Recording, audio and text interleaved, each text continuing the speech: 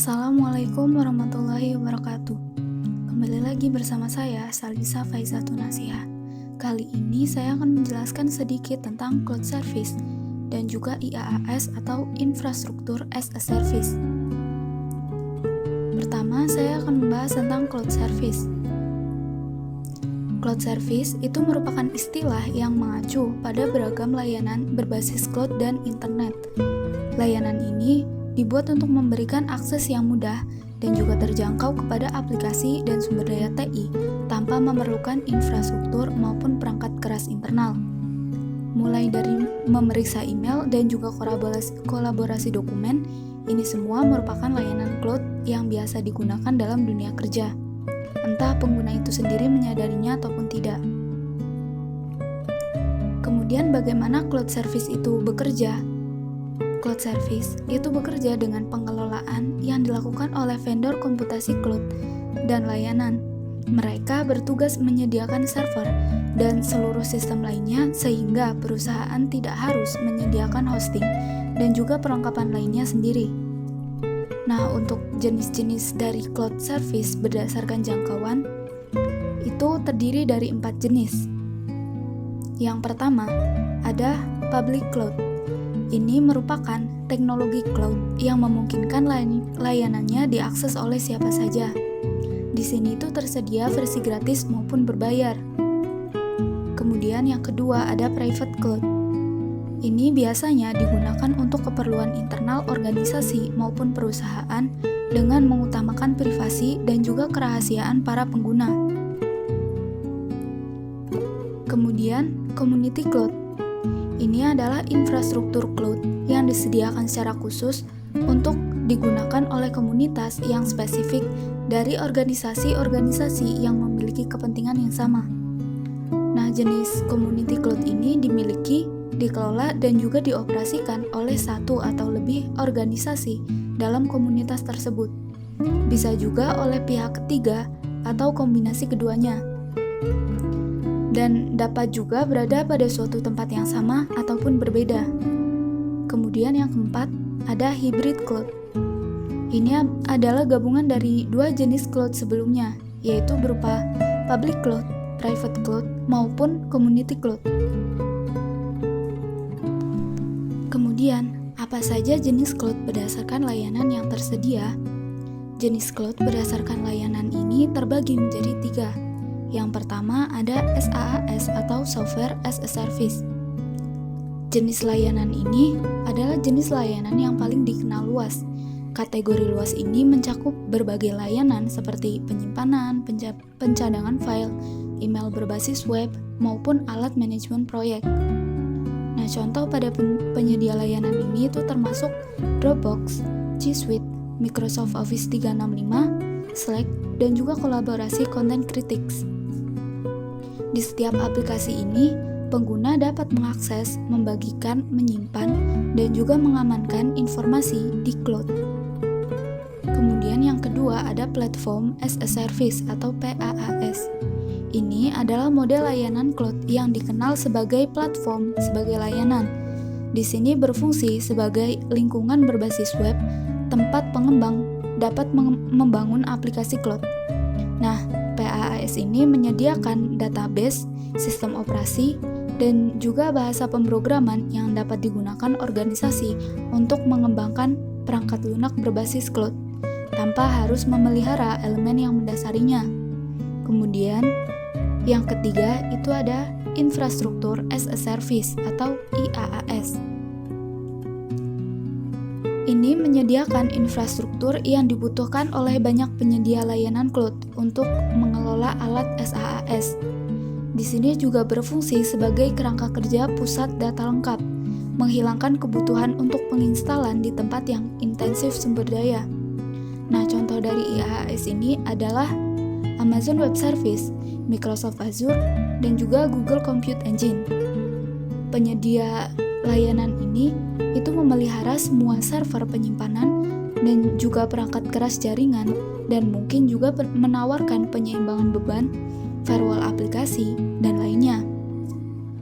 Nah, banyak penyedia SaaS terkenal berjalan juga di platform ini.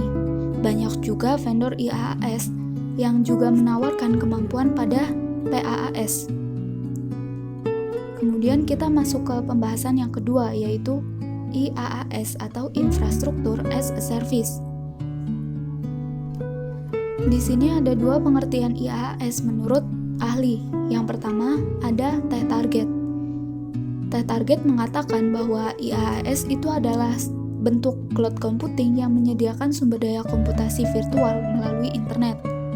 Sedangkan menurut IBM, IaaS itu adalah bentuk cloud computing yang memberikan sumber daya komputasi, jaringan, dan juga penyimpanan dasar pada konsumen sesuai permintaannya. Nah, layanan ini itu dilakukan melalui internet dan menggunakan sistem pembayaran pay as you go. Jika disimpulkan, IaaS itu merupakan layanan cloud yang pada dasarnya merupakan server fisik dan juga komputer virtual. Para penyedia layanan IaaS ini menyediakan research cloud seperti server, jaringan, storage, dan juga ruang data. Selain itu, pelanggan juga dapat mengakses dan menyimpan data pada server melalui dashboard atau API, Application Programming Interface. Nah, menariknya itu, IaaS memungkinkan user menggunakan server tanpa perlu membeli komputer dan peralatannya secara fisik. Atas kelebihan ini, banyak perusahaan kecil lebih memilih IaaS dibandingkan model layanan cloud computing lainnya. Perusahaan itu bisa menghemat budget karena tidak perlu membeli hardware secara khusus. Dan tidak hanya itu, user juga memiliki kontrol penuh atas infrastruktur yang user miliki. User pun tetap bisa menginstal, melakukan konfigurasi, dan juga mengelola perangkat lunak yang dibuatnya sendiri.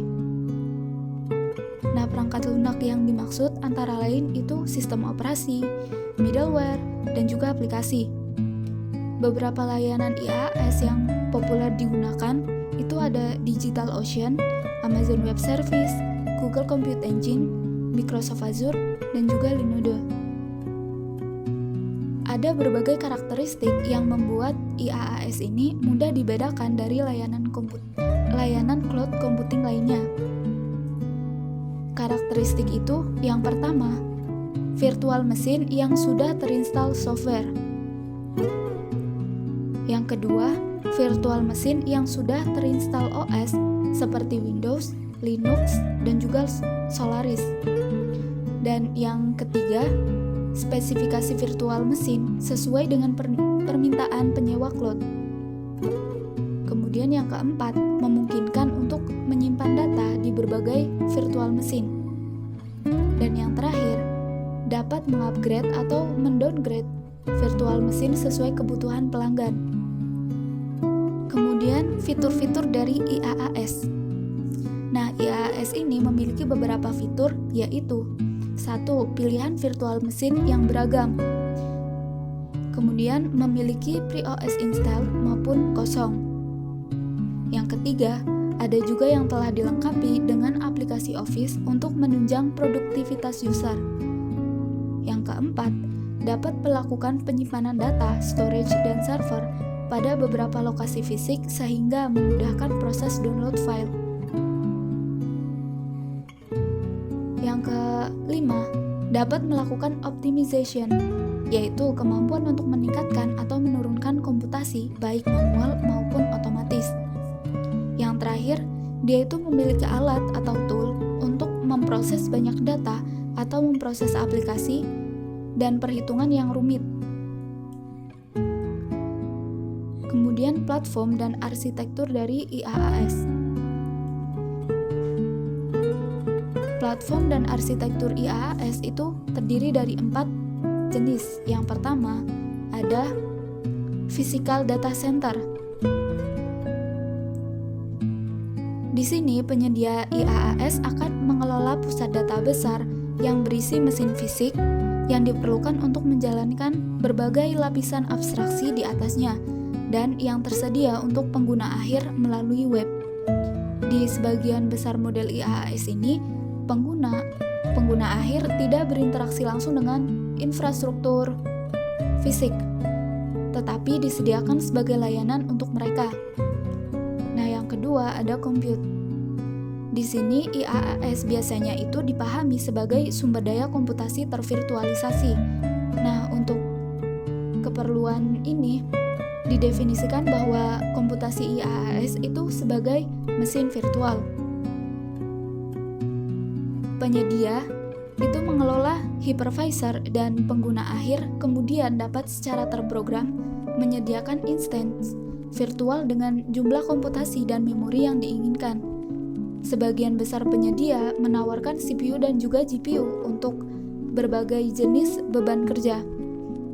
Komputasi cloud ini juga biasanya dilengkapi dengan layanan pendukung seperti penskalaan otomatis dan juga load balancing yang menyediakan skala dan karakteristik kinerja yang membuat cloud diinginkan. Kemudian yang ketiga ada network. Ini adalah jaringan di cloud yang bentuk jaringannya itu ditentukan oleh perangkat lunak, di mana perangkat keras jaringan tradisional seperti router dan saklar tersedia secara terprogram. Nah, biasanya itu melalui API. Kasus penggunaan jaringan yang lebih maju melibatkan pembangunan kawasan multizona dan juga cloud pribadi virtual. Nah, yang terakhir itu ada storage.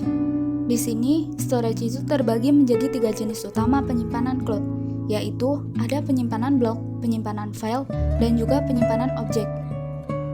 Di sini penyimpanan blok dan file itu biasanya terjadi di pusat data tradisional, tetapi hal ini seringkali bermasalah dengan skala, kinerja, dan karakteristik cloud yang terdistribusi.